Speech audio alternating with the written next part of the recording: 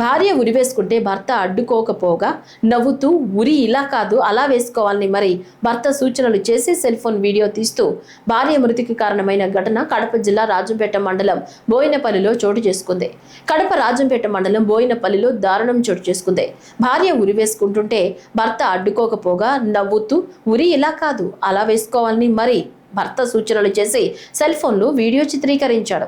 ఉరి వద్దనుకుని కిందకి దిగుతున్న మహిళ భర్త చేష్టలతో మెడకు చీర వేసుకుని క్షణాల్లో ప్రాణాలు కోల్పోయింది. మృతురాలు నందలూరుకు చెందిన కృష్ణవేణి రైల్వే ఉద్యోగి శ్రీరామ్ను 6 సంవత్సరాల క్రితం ప్రేమ వివాహం చేసుకోగా వీరికి 2 పిల్లలున్నారు. పోలీసులు తలుపులు బద్దలు కొట్టి కృష్ణవేణి మృతదేహాన్ని పంచనామా నిమిత్తం రాజంపేట ప్రభుత్వ ఆసుపత్రికి తరలించారు.